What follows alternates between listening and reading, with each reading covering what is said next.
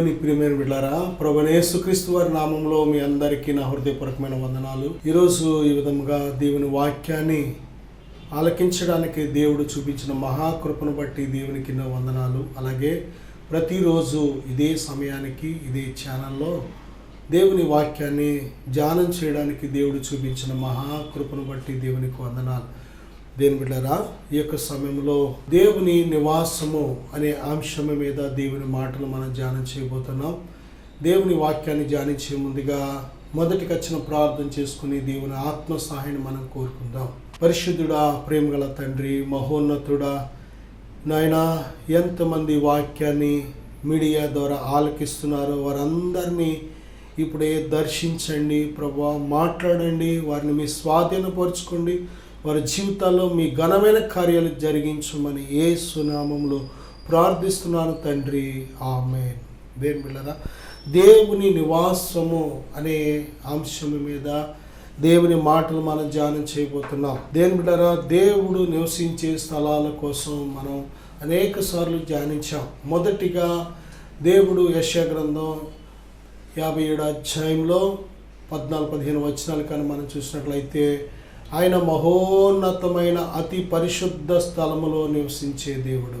మహోన్నతమైన అతి పరిశుద్ధ స్థలములో నివసించే దేవుడు. అతి పరిశుద్ధమైన స్థలం, ఏ నరుడు సమీపించరాని స్థలము, మహిమతో నిండిన స్థలము, తేజస్సుతో నిండిన స్థలము, ప్రభావముతో నిండిన స్థలములో నివసించే దేవుడు.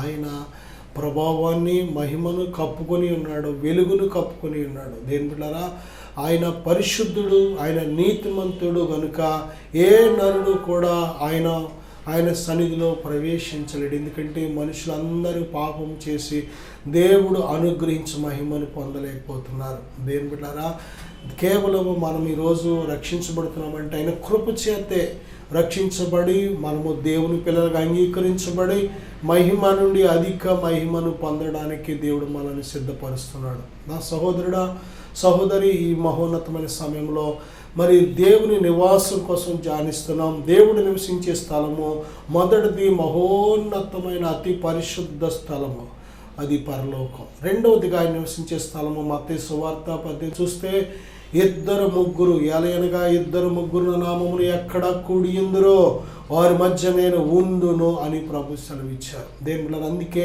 సంఘముగా ఆదివారం లేక ఏ రోజైనా, ఏ స్థలంలోనైనా, ఏ సమయంలోనైనా సరే మనము ప్రభుని యేసుక్రీస్తు నామములో ఎక్కడ కూడుకుంటామో అక్కడకు వారి మధ్యకు దేవుడు వస్తున్నాడు. అందుకే మనం ఆయన ఆరాధన ద్వారా స్తుతిస్తున్నాం, ఘనపరుస్తున్నాం, మహిమపరుస్తున్నాం. అలాగే ఆయన కూడా వచ్చి మనల్ని దీవిస్తున్నాడు, దర్శిస్తున్నాడు, మాట్లాడుతున్నాడు, స్వస్థపరుస్తున్నాడు, విడుదల ఇస్తున్నాడు. దేవుని బిడ్డలారా, అనేక కార్యాల ద్వారా మనం గ్రహించగలుగుతున్నాం. ఈరోజు దేవుడు నన్ను దీవించాడు, దేవుడు నాతో మాట్లాడాడు, దేవుడు నాకు విడుదల ఇచ్చాడు అని స్పష్టమైన నిదర్శనాలతో మనం దేవుని ఒప్పుకోగలుగుతున్నాం. రెండవదిగా దేవుడు నివసించే స్థలం ఎక్కడంటే ఆయన నామములో ఇద్దరు ముగ్గురు ఎక్కడ కూడిందరు అక్కడ. ఇక మూడవదిగా మరి ఇప్పుడు మనం చెప్పుకునే వాక్యం ఏంటంటే, ఆయన మనలో నివాసం చేయాలని ఆశపడుతున్నాడు. తన పరిశుద్ధాత్మ చేత మనలను ముద్రించి ఇమ్మానుయేలుగా దేవుడు మనకు ఎల్లప్పుడూ తోడుగా ఉండి ఆయన మన దేహాన్ని ఆయన నివసించే దేవాలయంగా మరల్చుకొని ఆయన వాక్యం అనే పనిముట్ల ద్వారా మనల్ని చక్కగా సిద్ధపరచుకొని ఆయన నివాసం చేయడానికి యోగ్యమైన మందిరముగా దేవుడు మనల్ని కడుతున్నాడు. మన హృదయంలో, మన ఆత్మలో, అలాగే మన దేహంలో ఆయన నివాసం చేస్తున్నాడు. కనుక దేవుని బిడ్డలారా, మనము మర్చిపోకుండా జ్ఞాపకం ఉంచుకోవాల్సిన విషయం ఏంటంటే, మన దేహము దేవుని ఆలయం, దేవుని ఆత్మ మనలో నివాసం ఉంటున్నారు. ఎఫెసీ 3:19 క్రీస్తు విశ్వాసము ద్వారా మీ హృదయంలో నివసిస్తున్నారనే మాటను మనం చూస్తున్నాం. యేసుక్రీస్తు ప్రభు వారు మనలో నివాసం ఉంటున్నారు. యేసయ్య నివాసం ఉంటేనే మన పేరు దేవుని పిల్లలం, క్రైస్తవులు. యేసయ్య లేకపోతే మన దేవుని పిల్లలు ఎప్పటికీ కాలేం. దేవుని బిడ్డలారా, అయితే ఇక్కడ దేవుని నివాసముగా పిలువబడుతున్న మనకు అనేక నిదర్శనాలు దేవుడు మనకిస్తున్నాడు. దేవుడు మనలో నివాసం చేయడానికి, ఆయన మనలోకి రావడానికి అనేక ద్వారాలు దేవుడు మనకిస్తున్నాడు. అదేమిటంటే, చూడండి, ప్రభువైన యేసుక్రీస్తు వారు చెప్తున్న మాట యోహాను సువార్త 6:37-38 చూస్తే, యేసును నమ్మిన వారందరిలో కూడా విశ్వాసించిన వారిలో ఆయన నివాసం చేస్తున్నాడు.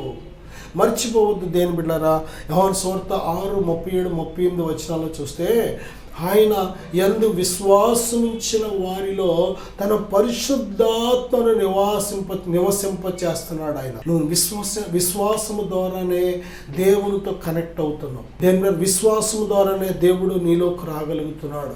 నీ విశ్వాసము ద్వారానే దేవుడు నీలో నివసించగలుగుతున్నాడు. దేవుని విశ్వసిస్తున్నావా?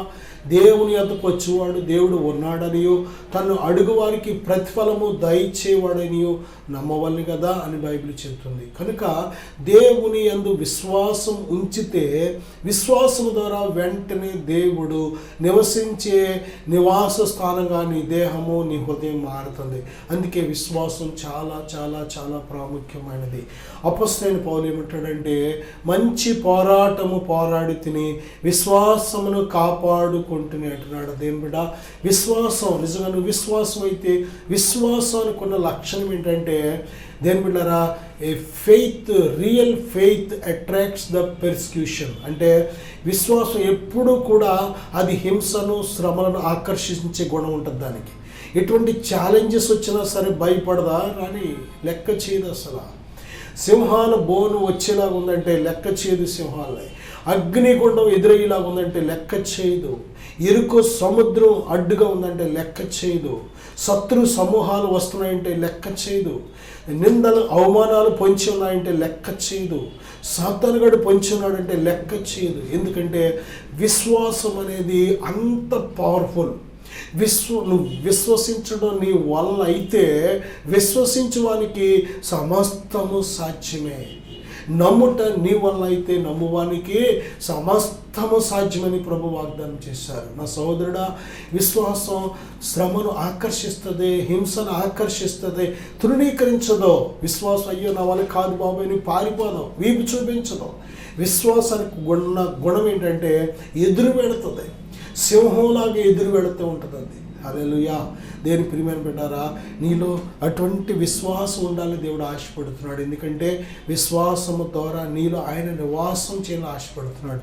రెండోదిగా మనం చూస్తే యోహాను సువార్త 6:55-57 వరకు చూస్తే, ఆయన శరీరము తిని ఆయన రక్తము త్రాగు వానిలో ఆయన నివాసం ఉంటున్నాడు. ప్రభువైన యేసుక్రీస్తు వారి శరీరము రక్తమని మనం రక్షణ పొందిన ప్రతి ఒక్కరూ దేవుని సన్నిధిలో దేవుని మందిరములో మనం తీసుకుంటూ ఉంటాం. దైవజనులు మనకి ఇస్తూ ఉంటారు. దేని బిడ్డ, ఇంకా రక్షణ పొందకుండా ఉండి ప్రభువైన యేసుక్రీస్తు వారి శరీరం రక్తం పొందడానికి యోగ్యత లేని వారిగా ఉన్నట్లయితే ఇక దేవుడు నీలో నివాసము లేడు అని అర్థం. ఇంకా దేవునికి నువ్వు పూర్తిగా నీ హృదయంలో చోటు ఇవ్వలేదు అని అర్థం. యేసుక్రీస్తు ప్రభు వారు చెప్తున్నారు కదా, నా శరీరము తిని నా రక్తము త్రాగువాడే నిత్య జీవం గలవాడు, నేను వానిలోకి వచ్చి నివాసం చేస్తానని దేవుడు చెప్తున్నాడు. దేని బిడ్డ, ఈ నిత్య జీవం ఇచ్చే ప్రభుని యేసుక్రీస్తు ఎప్పుడు నీలోకి ఆయన రాగలుగుతున్నారంటే, ఆయనను రక్షకుడిగా ఏ క్షణమైతే నువ్వు విశ్వసించావో ఆ క్షణమే దేవుడు నిన్ను తన కుమారుడిగా కుమార్తెగా అంగీకరించి ఏం చేస్తున్నాడంటే తన నిత్య జీవములో పాలు పంపులు దయచేస్తున్నాడు. దేని బిడ్డ, నిత్య రాజ్యానికి వారసురాలుగా చేస్తున్నాడు. ఎందుకంటే ఆ నిత్య జీవము కలుగు చేసే పరిశుద్ధాత్మను నీ మీద కుమ్మరిస్తున్నాడు. కనుక దేని బిడ్డ, రక్షణ పొందుటకు ఆలస్యం చేయొద్దు. ప్రభును రక్షకుడిగా అంగీకరించి పాప క్షమాపణ నిమిత్తము మరి నీటి చేత పొందే ఆ రక్షణ కార్యక్రమము పొందుటకు నిర్లక్ష్యం చేయవద్దు. దేని బిడ్డ, అది మనుషులకు నీకు సంబంధించింది కాదు, కుటుంబానికి నీకు సంబంధించింది కాదు, అది దేవునికి నీకు సంబంధించింది. అది సంఘానికి నీకు దైవజనుడికి నీకు సంబంధించింది కాదు, దేవునికి నీకు సంబంధించిన ఒప్పందం, క్రొత్త నిబంధనది. యేసునందు విశ్వాసం ఉంచిన వారు రక్షించబడదునని దేవుడు చేసిన నిబంధన. యేసునందు విశ్వాసం ఉంచినట్లయితే రెండో మెట్టు నీటి రక్షణ ద్వారా నువ్వు సిద్ధపడాలి. దేని బిడ్డరా, ఇక మూడవదిగా మనం చూసినట్లయితే యోహాను సువార్త 15 అధ్యాయం 4-5 వచనాలు అలాగే 15వ అధ్యాయం 7వ వచనం కూడా మనం చూసినట్లయితే ఆయనంటున్నారు కదా, నా యందు నిలిచి ఉండుడి, అప్పుడు మీ యందు నేనును నిలిచి ఉండును. దేని బిడ్డారా, దేవుని నమ్ముకున్నామని చెప్పుకుంటున్నాం, కానీ ఎంతవరకు నిలిచి ఉంటున్నాం? ఇది చాలా ప్రాముఖ్యమైన అంశం. దేవుణ్ణి ధరించుకుంటున్నాం అని చెప్పుకుంటున్నాం, దేవుడు నాలో ఉన్నాడు అని చెప్పుకుంటున్నాం, నేను దేవుని సంబంధిని చెప్పుకుంటున్నాం. మనము చెప్పుకునే సాక్ష్యం వేరు, కానీ ప్రాక్టికల్గా దేవునిలో ఎంతవరకు నిలిచి ఉంటున్నాం చాలా చాలా ప్రాముఖ్యం. ఏం బిడ్డారా, చాలామంది వివాహం అవుతుంది, భార్య భర్తగా వారు జత చేయబడతారు. ఎంతవరకు భార్యగా తన ధర్మము జరిగిస్తుంది భార్య, ఎంతవరకు తన యొక్క బాధ్యత జరిగిస్తుంది భార్య, ఎంతవరకు తనకి దేవుడిచ్చిన రెస్పాన్సిబిలిటీలు నిర్వహిస్తుంది. అలాగే భర్త అని చెప్పుకుంటారు, పెళ్ళి అవ్వగానే భర్త అయిపోయాడు, కానీ ఎంతవరకు భర్తగా తన యొక్క ధర్మాన్ని, తన బాధ్యతను, తన హక్కును కలిగి ఉన్నాడు తెలుసా? దేని బిడ్డారా, అవి నెరవేర్చకుండా ఉంటే కాపురాలు మొక్కలైపోతాయి. నీ ధర్మము, నీ బాధ్యత, నీ హక్కులు, నీకు దేవుడిచ్చిన rights and privileges, duties, responsibilities అవి నువ్వు నిర్వర్తిస్తున్నప్పుడే ఒక భర్తగా, ఒక భార్యగా అది నువ్వు చెప్పుకోగలుగుతావు. దేవుడు నిన్ను గుర్తించగలుగుతాడు, దానికి తగిన గొప్ప ప్రతిఫలం ఇస్తాడు దేవుని మాటలకు లోబడినప్పుడు. దేని బిడ్డారా, అలా కాకుండా పెళ్ళంటే అయింది కానీ ఏ బాధ్యతలు లేకుండా, ఏ ధర్మము జరిగించకుండా, ఏ దేవుడిచ్చిన ఈ హక్కును ఉపయోగించుకోకుండా ఉన్నట్లయితే, గాలికి వదిలేసినట్టు కుటుంబాన్ని వదిలేసినట్లయితే దేవుని లెక్క అడుగుతాడు. దేని బిడ్డ, అలాగే దేవాది దేవుని నమ్ముకున్నానని చెప్పుకుంటాం, కానీ ఎంతవరకు దేవుడు మనకిచ్చిన బాధ్యతలు నిర్వర్తిస్తున్నాం? ఆయన అంటున్నాడు కదా, నా యందు నిలిచి ఉండుడి, మీ యందు నేనును నిలిచి ఉండను. నిజమే, ధరించుకున్న మనము ప్రభువులో ఎంతవరకు నిలిచి ఉంటున్నాం? మీరు నిజముగా ఇదిగో నా యందును, మీరు నా యందు, నా మాటలు మీ యందు నిలిచి ఉండిన ఎడల మీకు ఏది ఇష్టమో అడుగుడి అన్నారు ప్రభు. నిజమే, దేవునిలో నిలిచిన మనము, ఆయన వాక్యం మనలో ఎంతవరకు నిలిచి ఉంటుంది అంటే ఆ వాక్యానుసారంగా మనం ఎంతవరకు జీవించగలుగుతున్నాం ఒకసారి మనం ప్రశ్నించుకోవాలి. దేని ప్రియమైన బిడ్డారా, నా సహోదరుడా సహోదరి, ఆత్మీయ జీవితంలో మనము ఎక్కువగా బలాలు చెప్పుకుంటాం, కానీ మన బలహీనతలు సరిచేసుకోవడానికి ఇష్టపడం. ఎవరైనా మనలో ఉన్న బలహీనత చెప్పారంటే ఆ బలహీనత సరిచేసుకోవడానికి ఇష్టపడం. వాళ్ళు శత్రువులుగా చూస్తాం, నా గురించి చెప్తున్నారు పెద్ద అని వాళ్ళని తృణీకరించేస్తూ ఉంటాం. అసలు నేనేంటి, నా భక్తి ఏంటి, నా రేంజ్ ఏంటి ఆత్మీయ జీవితంలో, నా గురించి మాట్లాడడానికి ఏళ్ళెంత, నాకు ఇన్ని సంవత్సరాల నుంచి అనుభవం, ఇంత నేను పలానా చర్చికి వెళ్తాను, పలానా వాక్యం నాకు తెలుసు అని ఎన్నో రకాలుగా మనలను మనం ఎప్పుడైతే హెచ్చించేసుకుంటూ ఉంటామో ఇంకా దేవునిలో ఎదగకుండా మనం సీల్ వేసేసుకుంటున్నాం, అంతే తాళం వేసేసుకుంటున్నాం, ఇంకెదగలేం. మనం ఎదగాలి అంటే వదగాలి, తగ్గించుకోవాలి, ఇంకా నేర్చుకోవాలి. మనకు తెలిసినదంతా కూడా సముద్రములో నీటి బుట్ట అంత కూడా తెల్లలేదు. దేవుని జ్ఞానం సముద్రం లాంటిది, దేవుని మహిమ సముద్రం లాంటిది, దేవుని శక్తి సముద్రం లాంటిది. నీటి చుక్కంత కూడా తెల్లలేదు. మనకి గర్వపడిపోతూ ఉంటాం, మా యొక్క సంఘం ఇలాగా, మా సేవకులు మాకు ఇలాగా, మాకెంత వాక్యం తెలుసు, మాకెన్ని సంవత్సరాల నుంచి అనుభవం ఉందని మనలను మనం హెచ్చించేసుకుంటూ ఉంటాం. అక్కడే ఆత్మీయంగా ఎదగకుండా మనం బ్లాక్ అయిపోతూ ఉంటాం. నా సహోదరుడా సహోదరి, తగ్గించుకో. దేవుడిని ఇంకా హెచ్చించాలని ఆశపడుతున్నాడు. నీకు ఇప్పటి వరకు తెలిసిన, నువ్వు కలిగి ఉన్న ఆత్మీయ అనుభవాన్ని బట్టి దేవునికే స్తోత్రం. అయితే ఇంకా నువ్వు ఎదగాలని దేవుడు కోరుతున్నాడు. ఇంకా మహిమ నుండి అధిక మహిమకు వెళ్ళాలి, ఇంకా నువ్వు దీవించబడాలి, ఇంకా తన బలమైన ఆత్మచేత నింపబడాలి, అనేకులకు దీవెనకరంగా అనేకులను వెలిగించే గొప్ప జ్యోతివని వాడబడాలని దేవుని ఆశ. నా సహోదరుడా సహోదరి, ఇదిగో దేవుడు నీ కోసం చెప్తున్నాడు, నా మాటలు మీ యందు, మీరు నా యందు నిలిచి ఉండమని. నిలిచి ఉంటే మనం ఏది అడిగిన ఇచ్చే దేవుడు ఆయన. అలాగే యోహన్ రాసిన మొదటి పత్రిక 4వ అధ్యాయం 12-13 వచనాల్లో, అలాగే యోహన్ రాసిన మొదటి పత్రిక 4వ అధ్యాయం 16 వచనం కూడా మనం చూసినట్లయితే, దేవుని బిడ్డలారా, దేవుని నివాసము కోసం మనం వాక్యాన్ని ధ్యానిస్తున్నాం. మొదటిగా దేవుని నివాసం, ఆయనను నమ్మిన వారిలో దేవుడు నివాసం ఉంటున్నాడు. రెండవదిగా ఆయన శరీరము తిని ఆయన రక్తము త్రాగు వానిలో ఆయన నివాసం ఉంటున్నాడు. మూడవదిగా మనం చూసాం, ఆయన యందు నిలిచుండు వానిలో ఆయన నివాసం ఉంటున్నాడు. అలాగే నాలుగవదిగా మనము ఒకరినొకడు ప్రేమించిన ఎడల దేవుడు మనలో నివాసం ఉంటున్నాడు. దేని బిడ్డారా, దేవుడు ప్రేమాస్వరూపి. దేవుడు ప్రేమాస్వరూపి.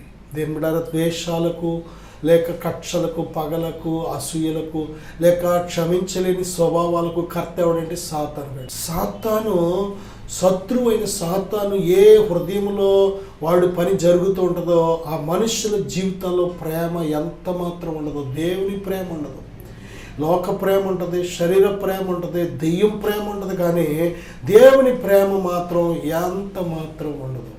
ఈ దేవుని ప్రేమకు, మానవ ప్రేమకు, దెయ్యం ప్రేమకు ఈ తేడా నీకు తెలియకపోతే మోసపోతావు. ఈరోజు దెయ్యం ప్రేమలో పడి దెయ్యం ప్రేమే నిజమైన ప్రేమ అనుకొని జీవితాలను నాశనం చేసుకుంటున్న వాళ్ళు ఎంతోమంది. దెయ్యం ప్రేమ దేని బిడ్డారా, అది కబుర్లు, డైలాగులు చాలా సూపర్గా ఉంటాయి. మనం ఎక్కడ చూసినా, ఏ ఫిల్మ్స్లో చూసినా దెయ్యం ప్రేమలో కోసుకుంటున్నాయి, చంపుకుంటున్నాయి, చంపుతున్నాయి, ఒకరి మీద ఒకరు రకరకాల ప్రయోగాలు చేసుకుంటూ ఉంటున్నాయి, అనుమానించుకుంటున్నాయి, కొట్టుకుంటున్నాయి, తిట్టుకుంటున్నాయి, చంపుకుంటున్నాయి, నరుక్కుంటున్నాయి. ఎన్ని రకాలుగా దేని బిడ్డారా, ఒక్కరు కాదని ఇంకొకరు, వాళ్ళు కాదని ఇంకొకరు రకరకాలుగా మార్చేస్తున్నాయి. దెయ్యం ప్రేమది, దెయ్యం ప్రేమది. దెయ్యం ప్రేమ నిలబడదు. అది ఆశ తీరే వరకు, కోరిక తీరే వరకు, దానిలో ఉండే ఆ లస్ట్, ఆ యొక్క ఇచ్చలు తీర్చుకునే వరకు ఉంటుంది. అంతే. ఆ తర్వాత వెంటనే అసహించుకుంటుంది, అది శత్రువుగా మారిపోతుంది, అనుమానిస్తూ ఉంటుంది, ఎన్ని రకాలుగా నేను గాయపరుస్తూ ఉంటుంది. అది ముందు మాత్రం గిఫ్ట్ల ద్వారా, డైలాగుల ద్వారా, అనేక రకాల కొన్ని మోసపూరితమైన కార్యక్రమాల ద్వారా నేను నమ్మిస్తుంది, నేను ప్రేమించినట్టు నమ్మిస్తుంది ఆ ప్రేమ. దెయ్యం ప్రేమ అది. చాలా జాగ్రత్త. దెయ్యం ప్రేమ వల్ల ఈరోజు ఎంతోమంది ఆత్మహత్యలు చేసుకుంటున్నారు. దెయ్యం ప్రేమ వల్లే నరికేస్తున్నారు, లేకపోతే దేని బిడ్డారు మడ్డలకు గురవుతున్నారు చాలామంది. కారణం దెయ్యం ప్రేమ అది. దెయ్యం ప్రేమ ఎంత భయంకరమైనదంటే దేవుడు చెప్తున్నాడు, సాతాను వచ్చే కారణాలు ఏంటంటే శత్రువు మరి నాశనం చేయడానికి, దొంగతనం చేయడానికి, హత్య చేయడానికి వస్తాడు. వాడు దొంగతనమును, నాశనమును, హత్యను చేయడానికి తప్ప మరి దేనికి రాడాడు. వాడు ఎన్ని రకాలుగా వాడు మరి ట్రిక్స్ ఉపయోగిస్తాడంటే, కన్నింగ్ కనుక, తంత్రగాడు కనుక అన్నీ ఉపయోగించి జీవితంలోకి ఎంటర్ అవుతాడు. వచ్చినప్పుడు సంతోషం, ఆనందం, రకరకాల థ్రిల్లింగ్ ఇస్తూ ఉంటాడు వాడు. కానీ వెళ్ళిపోయినప్పుడు మాత్రం కన్నీరు, దుఃఖం, వేదన, అనారోగ్యం, నింద, అవమానం మిగిల్చి వెళ్ళిపోతాడు. దెయ్యం ప్రేమ లక్షణం. ఇక మనుషుల ప్రేమకు వచ్చినప్పటికి టెంపరరీ, కొంచెం వరకే ఓర్చుకుంటాం, కొంచెం వరకే ప్రేమించగలుగుతాం, కొంచెం వరకే మంచితనం చూపెడతాం, కొంచెం వరకే ఏదైనా లిమిటెడ్. కారణం ఏంటంటే దేని మీద మానవ ప్రేమ పలచబడుతూ ఉంటాయి, బలపడుతూ ఉంటాయి, పెరుగుతూ ఉంటాయి, తరుగుతూ ఉంటాయి, పలచబడుతూ ఉంటాయి, లావ్ అవుతూ ఉంటాయి. దేని మీద ఒకసారి ప్రేమ తీగా ఉంటుంది, ఒకసారి ప్రేమ చేదుగా ఉంటూ ఉంటుంది, ఒక్కోసారి ప్రేమే చేదుగా, చేదే ప్రేమగా రకరకాలుగా మారిపోతూ ఉంటాయి. ఇది మనుషుల ప్రేమలు. పెడితే పెళ్ళి, పెట్టకపోతే చావు అన్నట్టు ఉంటూ ఉంటాయి మనుషుల ప్రేమలు. దేని బిడ్డారా, మానవ ప్రేమ బలహీనమైనది. దేని బిడ్డారా, అందుకే ఈరోజు కన్న బిడ్డలు చంపుతున్న తల్లిదండ్రులను చూస్తున్నాం, తల్లిదండ్రులను చంపుతున్న కన్న బిడ్డలను చూస్తున్నాం. అక్క, అన్న, తమ్ముడు, చెల్లి భేదం లేకుండా ఒకరి మీద ఒకరు ఆస్తుల కోసమో ఏదో ఒక సమస్యల నిమిత్తం దేని బిడ్డారా ఒకరి మీద ఒకరు తిరుగుబాటు, ఒకరి మీద ఒకరు కేసులు, ఒకరి మీద ఒకరు కొట్లాట్లు, ఒకరికొకరు మాట్లాడడం, ఇవన్నీ మానవ ప్రేమలు. లిమిటెడ్. కానీ దైవిక ప్రేమకు వచ్చేటప్పటికి అన్లిమిటెడ్ అంటే హద్దు లేదు. శాశ్వతమైన ప్రేమతో నిన్ను ప్రేమిస్తున్నాడు. ఆయన ప్రేమ దేని మీద అసలు ఎందుకు నిన్ను ప్రేమిస్తున్నాడు అంటే నీకు అర్థమవుదు. నీలో ఏమీ చూసి కాదు, అసలు నీలో మంచితనం కాదు, నీకున్న డబ్బు కాదు, నీ అందం కాదు, నీ చదువు కాదు, నీ వయసు కాదు, నీకున్న కుటుంబం కాదు, నీకున్న పరపతి కాదు, నువ్వు చేసిన దాన ధర్మాలను బట్టి కాదు. అసలు వాటిని అసలు పరిగణలోకి తీసుకోడు దేవుడు. నిన్ను పుట్టించక మునిపే నిన్ను ప్రేమించాడు. దేని బిడ్డలారా, పుట్టినప్పుడు ప్రేమించాడు, పుట్టిన దగ్గర నుంచి ఈ రోజు వరకు ప్రేమించాడు, ఎప్పటికీ ప్రేమిస్తూనే ఉంటాడు. ఇదే దేవుని ప్రేమ. నువ్వు ఆయనను ప్రేమించినా ప్రేమించకపోయినా నువ్వంటే ఆయనకు ప్రేమ. దేని బిడ్డ, అందుకే ఆయన అంట మత్తయి సువార్త 6వ అధ్యాయంలో మరి దేని బిడ్డ, మంచి వారి మీదను చెడ్డవారి మీదను ఆయన తన వర్షాన్ని కురిపించి తన సూర్యుని ఉదయింప చేస్తున్నాడు. ఇది దేవుని ప్రేమ. మనం ప్రేమించే వారిని ప్రేమిస్తాం, మనకు పెట్టేవారికి పెడతాం, మనం చూసి నవ్వేవారిని చూసి నవ్వుతాం, మనకు వందనాలు చెప్తేనే చెప్తాం, మనకు ఇచ్చేవారికే ఇస్తాం. ఇది మన ప్రేమ. కానీ దేవుడి ప్రేమ అలా కాదు. దేని బిడ్డలారా, అసలు ఏ బదులు ఆశించదు, ఏ కులము మతమని ఏళ్ళని అడ్డు పెట్టుకోదు, అందరినీ సమానంగా ప్రేమిస్తుంది. దేవుడు లోకమును ఎంతో ప్రేమించాడు. అలా ప్రేమించాడు కాబట్టి మనం ఈరోజు రక్షించబడ్డాం. అలా ప్రేమించాడు కాబట్టి ఆ ప్రేమను తెలుసుకుని ఈరోజు ప్రభు కోసం జీవించగలుగుతున్నాం. దేవుడు నిన్ను అలాగ ప్రేమిస్తుండగా మనము కూడా ఒకరినొకరు ప్రేమించాలి. ప్రేమ దేవుని మూలంగా కలుగుతుంది. ప్రేమించు ప్రతివాడు దేవుని మూలంగా పుట్టాడు. పరిశుద్ధాత్మ ద్వారా దేవుని ప్రేమ మన హృదయాల్లో కుమ్మరించబడుతుంది. కనుక నా సహోదరుడా, సహోదరి, దేవుడు చెప్తున్నాడు, మనం ఒకరినొకరు ప్రేమిస్తున్నామంటే అది దేవుని ప్రేమ మనలో ఉంది. దేవుడు మనలో ఉన్నాడని అర్థం. దేవుని నివాసం ఎప్పుడు నీలో ఉంటుందంటే నువ్వు ప్రేమించినప్పుడు, నీ సహోదరుని ప్రేమించినప్పుడు, నీ శత్రువుని ప్రేమించినప్పుడు, ఆకలితో ఉన్న వారిని ప్రేమించినప్పుడు. దేవుడారా, మరి ఎవరైతే దీనస్థితిలో ఉన్నారో వారికి నువ్వు ఏమి చేయగలవో అది చేసి దేవుడారా దేవుని ప్రేమను చూపించినప్పుడు. కాబట్టి నా సహోదరుడా, ఈ గొప్ప దేవుని నివాసం కలిగినప్పుడే మన జీవితానికి అర్థం. నేను మీకోసం చిన్న ప్రార్థన చేయాలని ఆశపడుతున్నాను. ప్రభువా, ఇప్పుడే తండ్రి విశ్వాసముతో ఈ ప్రార్థన ఎక్కివిస్తున్న ప్రతి బిడ్డను దీవించండి, బలపరచండి నాయన. మీరు మాలో నివాసము లేకపోతే మా జీవితానికి అర్థం లేదు నాయన. మీరు మాలో లేకపోతే మా దేహాలు వ్యర్థము తండ్రి. మీరు మాలో ఉంటేనే దేవాలయం, మీరు మాలో ఉంటేనే మీ సన్నిధి మాలో ఉంటుంది. మీ సన్నిధిని మేము అనుభవించగలుగుతాం. సంపూర్ణ సంతోషం, సమాధానం, నెమ్మది కలిగి మేము బ్రతుకుతాం. నాయనా, నీ బిడ్డలను బలపరచండి. ప్రతి బిడ్డ దేహము, హృదయము మీరు నివసించే దేవాలయంగా ఉండాలి ప్రభువా. మీ గొప్ప కృపను కుమ్మరించమని నాయన, ఇంకా మిమ్మల్ని ఎరిగిన వారు ఉంటే వారు మిమ్మల్ని తెలుసుకుంటూ సహాయం దయచేయమని యేసు నామములో ప్రార్థిస్తున్నాను తండ్రి. ఆమేన్. God bless you.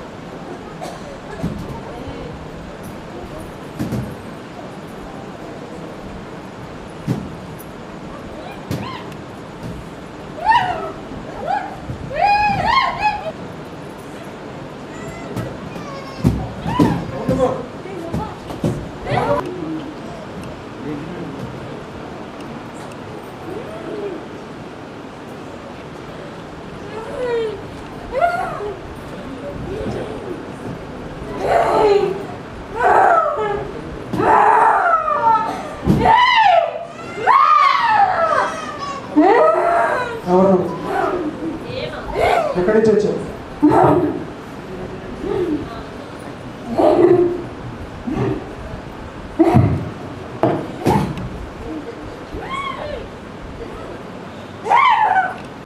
యేసుక్రీస్తు నామమున ఆజ్ఞాపిస్తున్నా. ఎప్పటి నుంచి ఉన్నావు? ఎంతకాలం నుంచి ఉన్నావు?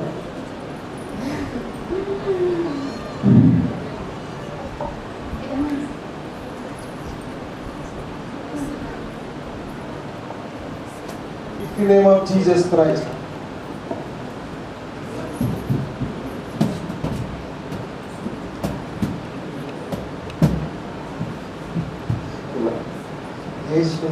విడుదల ప్రకటిస్తున్నాను.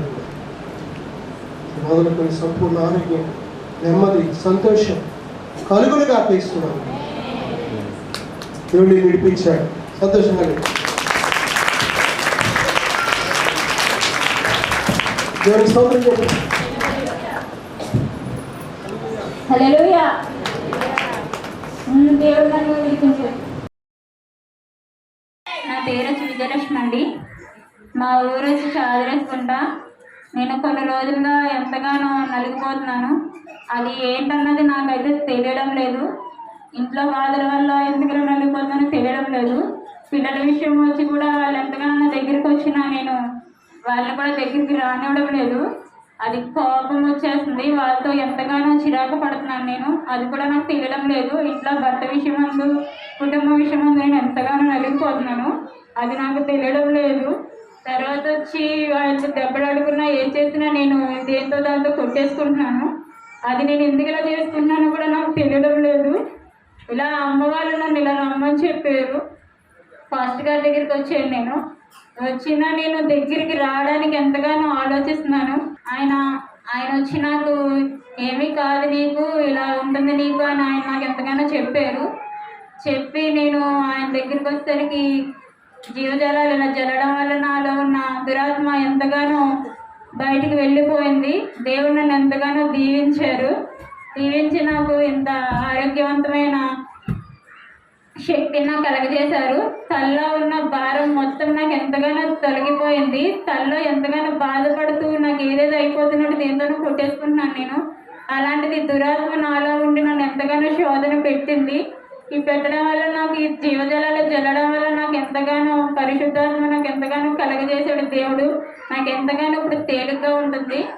ఉండి నన్ను దేవుడు ఎంతగానో దీవించి బలపరిచినందుకు నా కుటుంబాన్ని కూడా నాకు సన్నిధిలోకి నడిపించమని, నా కుటుంబాన్ని దేవుడు దీవించి ఆశీర్వదించమని, చిన్న సాక్ష్యం దేవుడు దీవించమని.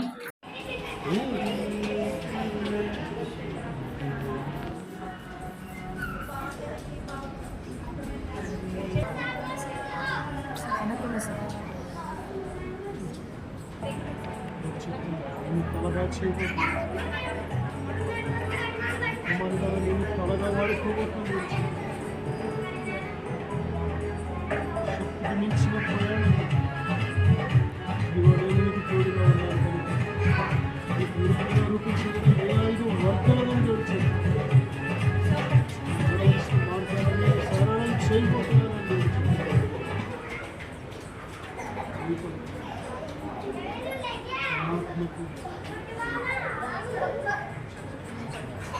ఆత్మను నీకు తోడుగా ఉంచి ఉన్నాను.